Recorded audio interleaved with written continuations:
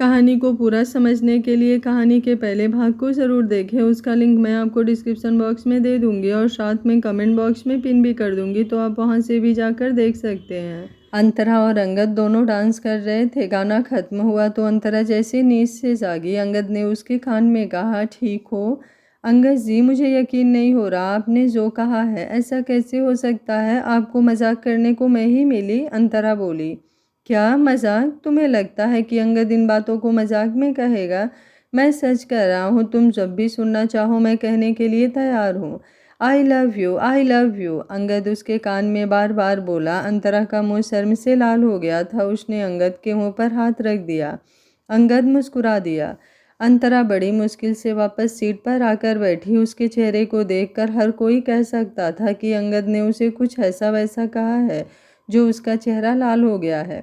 वो सिर झुकाकर अंगद से हाथ छुड़ाकर आकर अपनी सीट पर बैठ गई।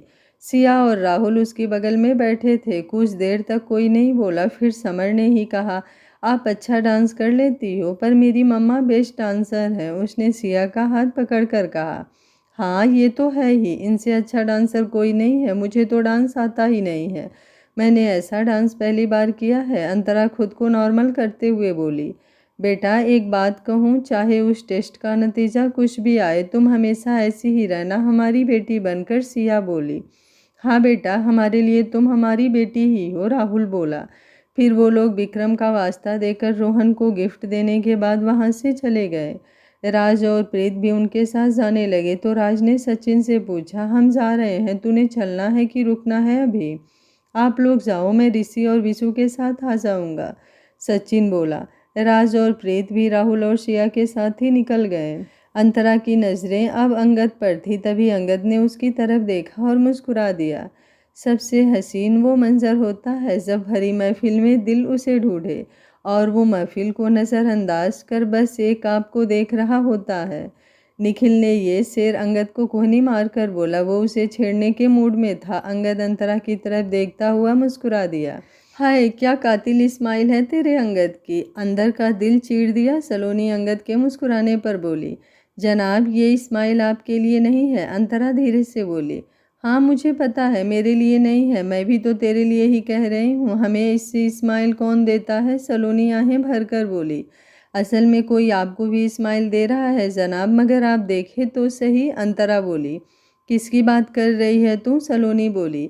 वो निखिल, जब से आया है तेरे से नज़रें नहीं हटी उसकी। तुझे क्या दिखा नहीं, या तूने जानबूझकर आंखें बंद कर रखी है, अंतरा बोली।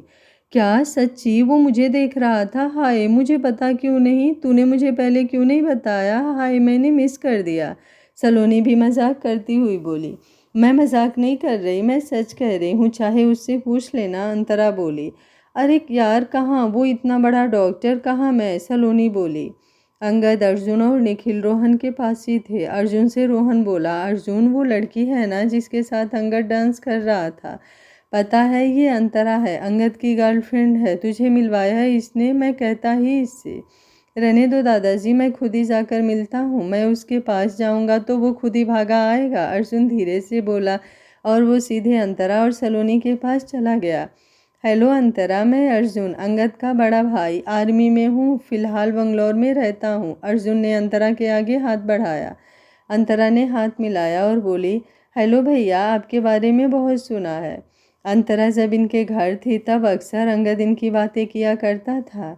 ये अंगद मेरे बारे में भी बात करता था, पर तारीफ तो नहीं करता होगा, क्योंकि मेरे ख्याल से तो वो सिर्फ अपनी ही तारीफ करने में माहिर है, अर्जुन बोला।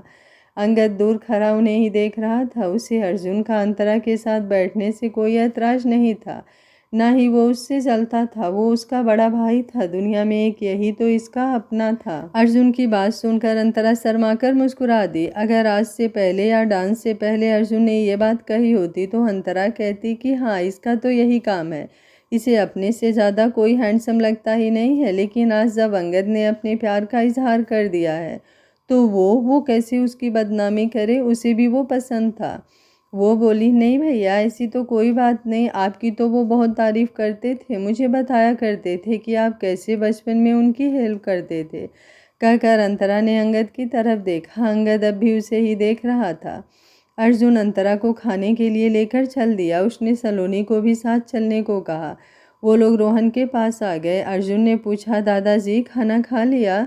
हाँ बेटा खा लिया, तुम लोग खा लो, रोहन बोला।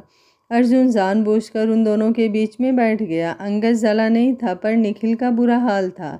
कमाल है, पहले एक लड़की अच्छी लगी तो छोटा भाई ले गया, अब कोई पसंद आई है तो बड़े भैया आ गए। क्या बात है, मैं क्या यहाँ तुम लोगों के लिए लड़कियाँ पसंद करने आया हूँ? वो अंगद से बोला। अंगद बहुत भूख लगी है, चल हम भी चलकर खाना खाएं। वो खींचकर उसे उन लोगों के पास ले आया और आकर सलोनी के पास बैठ गया। अंगद अंतरा के पास बैठा। तुमने खाना खा लिया? अंगद ने अंतरा के पास होकर पूछा। अंतरा उसे अपने पास आते देखकर ही काँप कर रही थी। वो उसके करीब होने पर और काँप गई।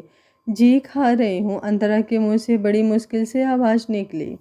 सलोनी हैरान रह गई कि ये लड़की तो कहती थी कि इससे कुछ लेना देना नहीं है।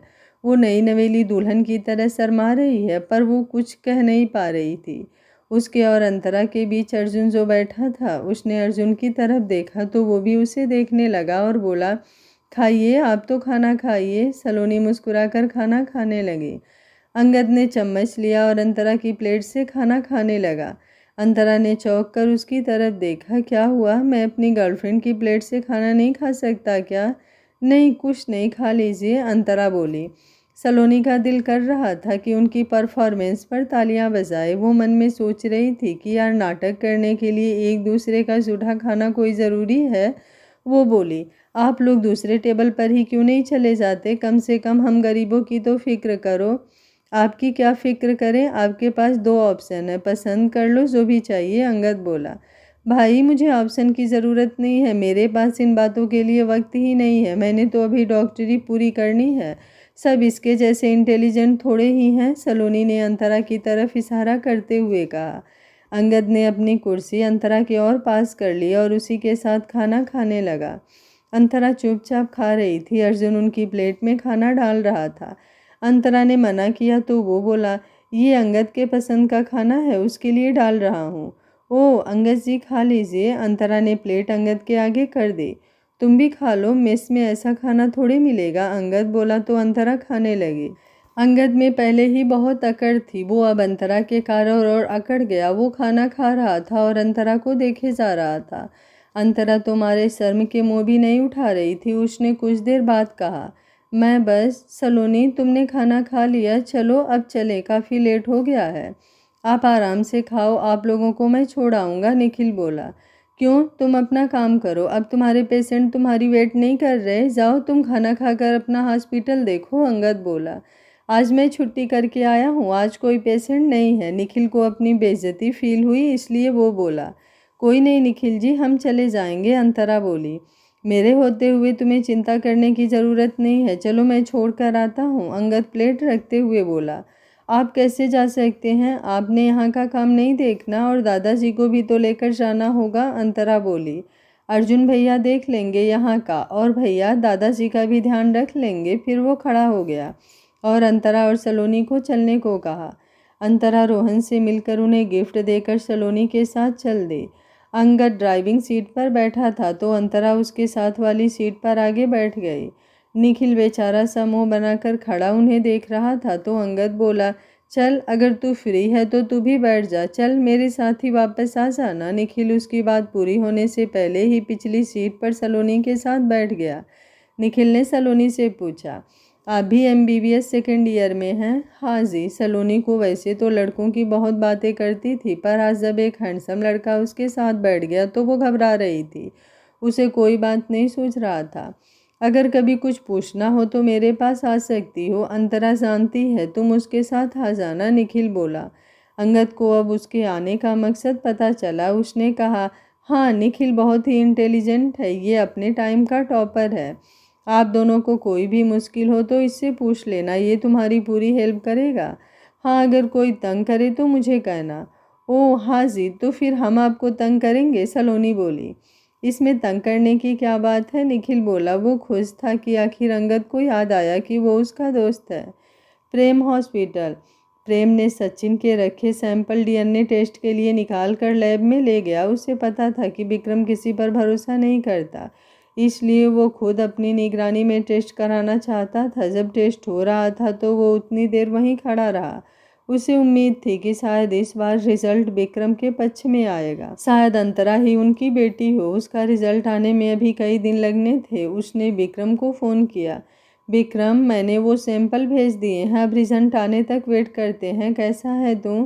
ठीक हूँ, वेट तो करना ही पड़ेगा, अब इसके सिवा कर भी क्या सकते हैं, विक्रम बोला। Doctors hostel. अंतरा और सलोनी अपने कमरे में बैठी एक दूसरे को छेड़ रही थी।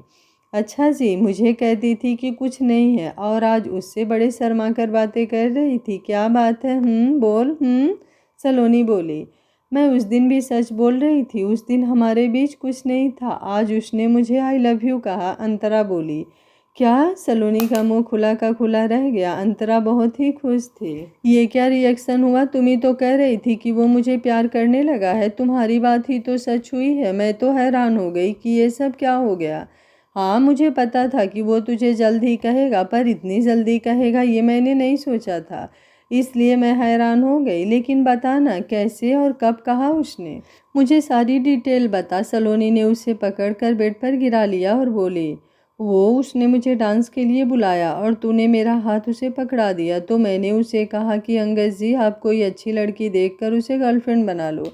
कब तक दादाजी को झूठ बोलते रहोगे? तब वो बोला कि उसे मुझसे अच्छी लड़की मिल ही नहीं सकती, इसलिए वो मुझे ही अपनी गर्लफ्रेंड बनाएगा। और उसी वक्त उसने मुझे आई लव यू कह दिया। बस स्टेज तक पहुंचने से पहले ही उसने कह दिया था, तो उसके बाद का मुझे कुछ याद नहीं कि मैं कब स्टेज पर पहुंची, कैसे डांस किया, मुझे कुछ याद नहीं, अंतरा बोली। आय हाय, क्या बात है। हाय, कितना मज़ा आया होगा जब उसने तुझे ये कहा होगा। चल, अब मैं भी कह सकती हूँ कि एसीपी अंगद मेरे जीजा जी हैं, सलोनी बोली। अच्छा जी, तो मैं भी कह सकती हूँ कि डॉक्टर निखिल मेरे जीजा जी हैं, अंतरा बोली। अरे वो कहाँ हमारी किस्मत में, वो कहाँ, सलोनी बोली। सच कहूँ, मुझे लगता है कि वो तुझे पसंद करते हैं। आज नहीं तो कल वो तुझसे अपने प्यार का इजहार कर ही देगा, अंतरा बोली। वो दोनों ऐसे ही बातें करती रही, फिर पढ़ने बैठ गई। अंतरा पढ़ते वक्त पहले तो अंगद के बारे में सोचती रही, फिर वो उसे डीएनए टेस्ट की याद आ गई। क्या होगा अगर मैं सच में उनकी बेटी हुई? कितना अच्छा होगा अगर वो मेरे दादा दादी होंगे। अंतरा के मन में अजीब अजीब ख्याल आ रहे थे। कुछ दिन बाद ओबराय मेंशन। आज डीएनए का रिजल्ट आना था। सभी लिविंग रूम में सुबह सुबह इकट्ठे हो गए थे। राहुल, समर और विक्रम तो आराम से सोफे पर बैठे थे, लेकिन सिया यहाँ से वहाँ टहल रही थी। अब तुम भी बैठ जाओ, कुछ देर बाद सब पता लग जाएगा। क्यों इतनी टेंस हो रही हो? राहुल बोला। हाँ मम्मी, यहाँ आकर बैठ जाओ, विक्रम सिया को बिठाते हुए बोला। तभी वहाँ प्रेम आ गया। वो उन सबको देखकर मुस्कुराया। उसने राहुल और सिया के पैर छुए और विक्रम से हाथ मिलाया और बैठ गया। ये लीजिए अंकल जी रिजल्ट। मैंने भी नहीं देखे, मेरा दिल भी जोरों से धड़क रहा था, प्रेम रिपोर्ट राहुल को देते हुए बोला। राहुल ने वो लिफाफा खोल कर देखा। उसकी आंखें खुली की खुली रह गईं। ये कैसे हो सकता है? वो तो जूही से इतनी ज़्यादा मिलती जुलती थी, फिर ये कैसे हो गया? राहुल बोला। डीएनए मैच नहीं हुआ था, मतलब अंतरा विक्रम की बेटी नहीं थी। क्या हुआ? कहकर सिया ने उससे रिपोर्ट लेकर देखी तो वो भी हैरान हो गई। उसकी आंखों से आंसू बह निकले। उसे पूरी उम्मीद थी कि अंतरा ही उनकी माँ ही है, पर नहीं, वो उनकी बेटी नहीं है। विक्रम ने देखा तो वो बोला। कोई बात नहीं मम्मा, मैंने आपसे पहले ही कहा था कि आप ज़्यादा आस ना रखना, लेकिन मुझे सच में लग रहा था कि अंतरा ही अपनी माँ ही है।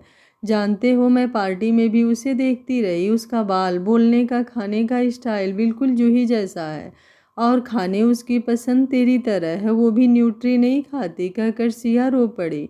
प्रेम, कहीं कोई गड़बड़ तो नहीं हुई? राहुल ने पूछा। नहीं अंकल जी, मैंने खुद सैंपल संभाल कर रखे और खुद जाकर देखकर आया। टेस्टिंग के वक्त भी मैं वहीं था। गलती की तो कोई गुंजाइश नहीं है, प्रेम बोला। सबके चेहरे उतर गए थे। तभी राहुल के फ़ोन पर अंतरा का फ़ोन आ गया। राहुल ने फ़ोन विक्रम को दे दिया। उसकी हिम्मत नहीं थी अंतरा को बताने की। विक्रम को भी समझ नहीं आया कि कैसे बात करे। वो बोला, हेलो अंतरा, कैसी हो बेटा? ठीक हूँ अंकल जी, आप सब ठीक हैं? दादा दादी जी सब ठीक से हैं?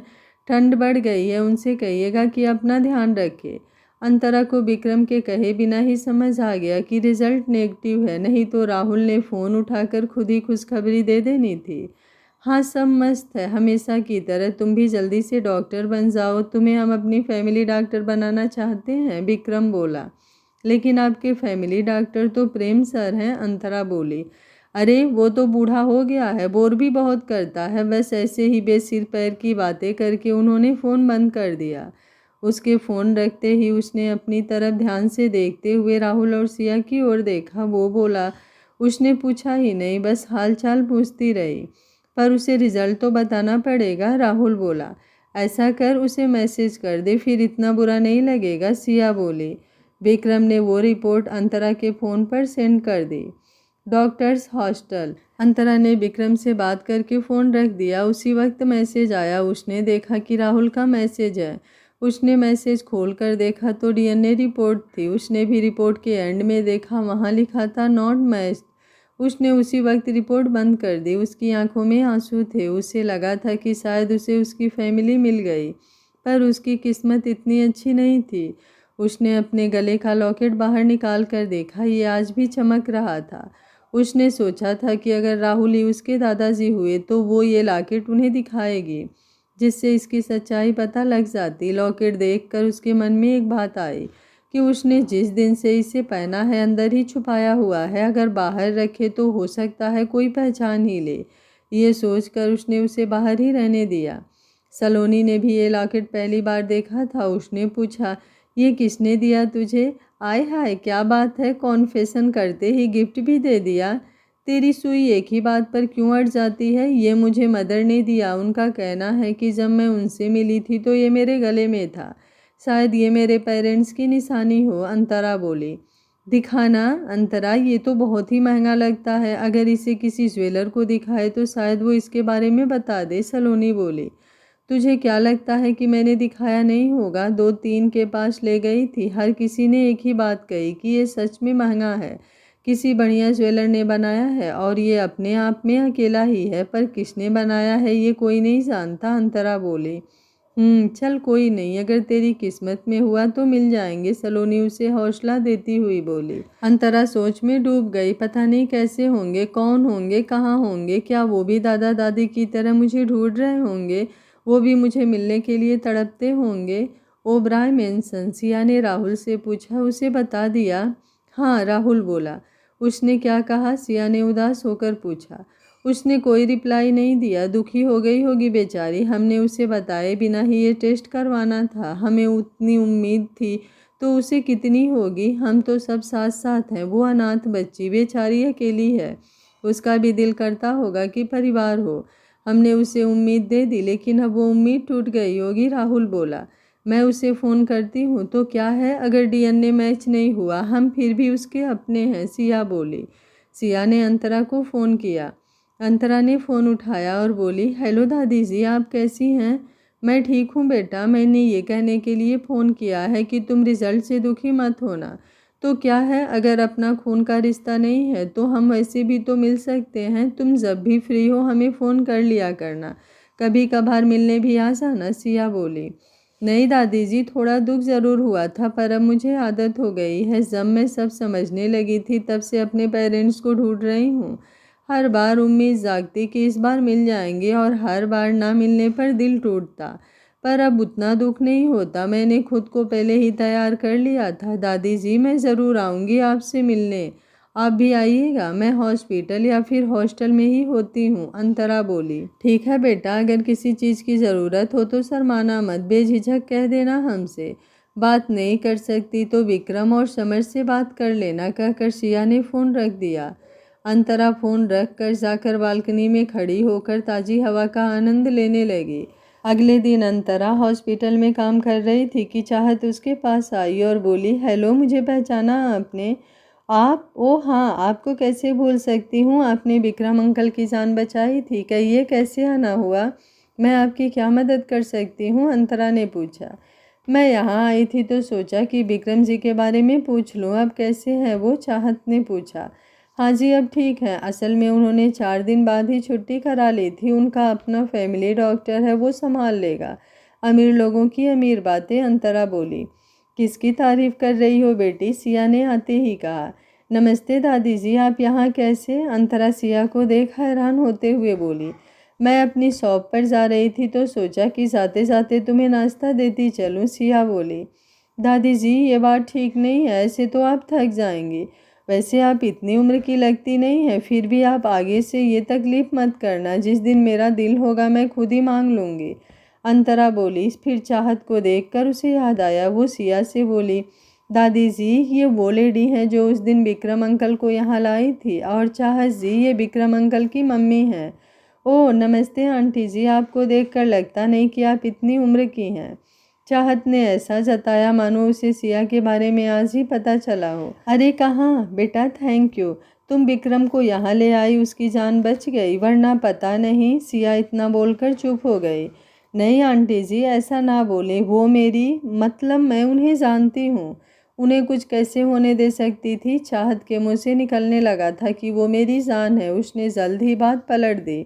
पर राहुल की पत्नी और विक्रम की माँ सिया सब भाप गई। वो बोली, तुम उसे कब से जानती हो? जी बहुत पहले से, करीब 20-25 साल पहले से हम एक दूसरे को जानते हैं, चाहत बोली। अच्छा, विक्रम ने कभी बताया ही नहीं? सिया ने हैरान होकर पूछा। आंटी जी, उन्होंने मुझे कभी देखा ही नहीं, वो आपको बताते भी क्या? उसने उदास मन से कहा। ओह दुखी मत हो बेटा, विक्रम ने ज़िंदगी में एक जूही के सिवा किसी को प्यार नहीं किया। वो किसी और को अपने नज़दीक भी नहीं आने देता, सिया ने उसे हौसला देते हुए बोला। जानती हूँ आंटी जी, जब तक जूही थी तो मैं भी इसके पास नहीं आई, पर जब से जूही गई है मैं दूर से ही इसका ध्यान रखती रही। बहुत रोया है ये अकेले में, बारों में कितनी बार शराब पी पी कर बेहोश हुए को घर पहुँचाया, पर उस बेखबर को खबर ही नहीं। खैर, मैंने कुछ पाने के लिए नहीं किया, चाहत बोली। मैं तो सोचती थी कि विक्रम का जूही के लिए प्यार ही बहुत ज़्यादा है, लेकिन अब पता चला कि तुम तो उसे उससे भी ज़्यादा चाहती हो, सिया बोली। ये सुनकर चाहत की आंखें भर आई। उसका दिल तो पहले ही विक्रम के वो दर्द भरे दिन याद करके ही भर आया था, अब आंसू भी बह निकले। सिया ने उससे पूछा, तुम क्या काम करती हो चाहत? जी, मैं विक्रम का पीछा करने के सिवा कुछ नहीं करती, चाहत ने हंसते हुए कहा। सिया और अंतरा भी हंस पड़ी। फिर सिया उसे अपने साथ लेकर चली गई। अंतरा सोच रही थी कि कितने अच्छे लोग हैं ये। चाहत अपनी जगह ठीक है और सिया अपनी जगह ठीक है। उसे सिया को चाहत को अपने साथ ले जाना भी समझ आता था। उसने सोचा, चलो जो होगा अच्छा ही होगा। अंतरा अपनी पढ़ाई में बिजी थी। अंगद का फ़ोन आया। अंतरा ने फ़ोन उठाया तो अंगद बोला, कैसी हो? ठीक हूँ, थोड़ा बिजी थी, आप बताओ कैसे हो? तुम ठीक हो तो मैं कैसे ठीक हो सकता हूँ? मतलब हमें मिले हुए 1 महीना हो गया है और बात किए हुए 5 दिन, इसके बाद भी तुम ठीक हो तो ये मेरे लिए चिंता की बात है। इससे पता चलता है कि मुझसे दूर रहकर तुम खुश हो। मैं ही हर बार फ़ोन करता हूँ, तुम खुद से कभी फ़ोन नहीं करती। मिलना तो दूर की बात है, शायद अपना रिश्ता एक तरफा ही है, शायद तुम्हें मैं पसंद ही नहीं। ठीक है, आज से मैं तुम्हें फ़ोन नहीं करूँगा, कहकर उसने फ़ोन बंद कर दिया। अंतरा हैरान सी फ़ोन को देख रही थी। ये भी अजीब आदमी है, खुद ही सवाल किया और खुद ही जवाब दे रहा है। अंतरा ने फ़ोन किया तो उसका नंबर बिजी आ रहा था। उसने कई बार फ़ोन मिलाया, फ़ोन बिजी आ रहा था। तब उसे एहसास हुआ कि उसने इसे ब्लॉक कर दिया। अंतरा को बहुत गुस्सा आया। अजीब आदमी है, दूसरे की बात तो सुन ले पहले। शाम को हॉस्टल आकर सलोनी को सारी बात बताई। सलोनी बोली, यार सच में उसे ऐसा नहीं करना चाहिए था, पर बात उसकी भी ठीक है। उसने अपने प्यार का इजहार किया। तूने उससे कहा कि तुम भी उससे प्यार करती हो, लेकिन इसमें कहने को क्या है? मैंने उसे मना भी तो नहीं किया। तो सिंपल सी बात है कि मुझे वो पसंद है। अब मेरे एग्ज़ाम थे, मैं बिज़ी थी इसलिए फ़ोन नहीं कर पाई, तो इसका मतलब ये थोड़े है कि मुझे उससे प्यार नहीं है। चलो बंदा नाराज़ है, फ़ोन काट दिया बहुत है, ब्लॉक कौन करता है? अगर उसे मेरी फ़िक्र नहीं है तो मुझे भी उससे कुछ लेना देना नहीं है, अंतरा गुस्से से बोली। अंतरा उसका ये पहला प्यार है और उसे इन सब के बारे में पता भी नहीं है। निखिल बता रहा था कि उसके पीछे बहुत लड़कियां पड़ती थी, पर उसने किसी पर ध्यान ही नहीं दिया। तुम्हें कब चाहने लगा ये उसे भी नहीं पता चला, सलोनी समझाती हुई बोली। यार कमाल करती हो, मेरा भी तो पहला प्यार है, और अगर उसे इन सब के बारे में कुछ पता नहीं तो मुझे भी क्या पता। मेरा भी कभी कोई बॉयफ्रेंड नहीं था। तू मेरी फ्रेंड है या उसकी? अंतरा ने पूछा। अरे यार तेरी फ्रेंड हूँ, इसलिए जानती हूँ कि तेरी खुशी अंगद है। तू उससे प्यार करती है, मैं चाहती हूँ कि तू उसे मना ले, सलोनी बोली। सलोनी की बात सुनकर अंतरा को लगा कि वो ठीक ही कह रही है। जैसा अंगद है उससे इतनी भी उम्मीद नहीं की जा सकती। ये भी उसने जाने कैसे कह दिया। ये सोचकर उसने तय किया कि वो खुद उसके पास जाएगी। उसने अपनी ड्यूटी टाइमिंग देखी। 2 दिन बाद उसकी छुट्टी थी। उसने सोचा कि वो 2 दिन बाद अंगद का कुछ ना कुछ करते हैं। वो दिन भी आ गया। अंगद ने उसे कोई फ़ोन नहीं किया था, उल्टा उसका नंबर भी ब्लॉक कर दिया था। अंतरा ने निखिल को फ़ोन किया। हेलो निखिल जी, कैसे हैं? हेलो अंतरा, मैं ठीक हूँ, तुम बताओ कैसी हो? जी मैं भी ठीक हूँ, मुझे आपसे कुछ पूछना है। अगर आप फ्री हैं तो क्या मैं आ जाऊँ? अंतरा ने पूछा। इसमें पूछने की क्या बात है, मैंने आपसे कहा तो था कि जब दिल करे आ जाना। वो तुम्हारी फ्रेंड सलोनी भी आएगी क्या? निखिल ने पूछा। अंतरा ने तैयार हो रही सलोनी की तरफ देखा और बोली, नहीं आज उसकी छुट्टी नहीं है, उसकी हॉस्पिटल में ड्यूटी है। क्यों, मैं अकेली नहीं आऊँ? अरे नहीं, मैंने ऐसा कब कहा, तुम आ जाओ, निखिल बोला। अच्छा आती हूँ मैं, कहकर अंतरा ने फ़ोन बंद कर दिया। सलोनी ने उसकी सभी बातें सुन ली थी। वो बोली, मैं जा तो रही हूँ, तूने झूठ क्यों बोला? वो संगत को मज़ा चखाने के लिए। अब देखना जब निखिल उसे फ़ोन करके बताएगा कि अंतरा उसके पास आ रही है, वो भी अकेली, तो अंगद क्या करेगा? अंतरा ने अपनी आंखें मटकाते हुए सलोनी से पूछा। तू बहुत कमीनी है, सलोनी ने हंसकर उसके हाथ पर ताली मारते हुए कहा। अंतरा भी हंस दे। चलो चले, अंतरा बोली। दोनों अपने बैग लेकर निखिल के हॉस्पिटल की तरफ चल दें। उसने सलोनी को हॉस्पिटल से पीछे उतार दिया और बोली, तुम प्लान के मुताबिक थोड़ा टाइम यहाँ घूमकर आ जाना। हॉस्पिटल पहुंचकर अंतरा सीधे ही निखिल के ऑफिस चली गई। उसने दरवाज़ा खोला तो अंदर अंगद और निखिल बातें कर रहे थे। अंतरा को देखते ही निखिल खड़ा हो गया और अंतरा का स्वागत करते हुए बोला, आइए डॉक्टर अंतरा, आपका वेलकम है। थैंक यू, आप ऐसा मत कीजिए, मुझे शर्म आ रही है, अंतरा बोली। अंगद उसकी तरफ देख रहा था पर अंतरा ने उसकी तरफ देखा भी नहीं। निखिल ने उसे अंगद के पास पड़ी कुर्सी की तरफ इशारा करके बैठने को कहा, लेकिन वो निखिल के पास वाली कुर्सी पर बैठ गई। अंगद का पारा पहले ही चढ़ा हुआ था तो अब और चढ़ गया। वो बोला, अंतरा ये सब क्या है? 2 दिन बात नहीं हुई और तुम नया बॉयफ्रेंड ढूंढने चल दी। अंतरा के सब्र का बांध टूट गया। उसके दिल में इतने दिन से सुलग रहा ज्वालामुखी जैसे फट गया। वो बोली, एक्सक्यूज़ मी, आप मुझे इस तरह की बात कहने वाले होते कौन हैं? कौन बॉयफ्रेंड? किसका बॉयफ्रेंड? अच्छा, अगर तुम समझती हो कि तुम ऐसा करके इसे फंसा लोगी तो ये तुम्हारी भूल है। तुम गिर सकती हो पर ये मेरा दोस्त है, ये ऐसा नहीं है, अंगद गुस्से से बोला। निखिल जी, देखा आपने, ये इसे प्यार कहते हैं। जिस प्यार में भरोसा ही ना हो वो कैसा प्यार? आपको पता ही है हमारे एग्ज़ाम कितने मुश्किल होते हैं।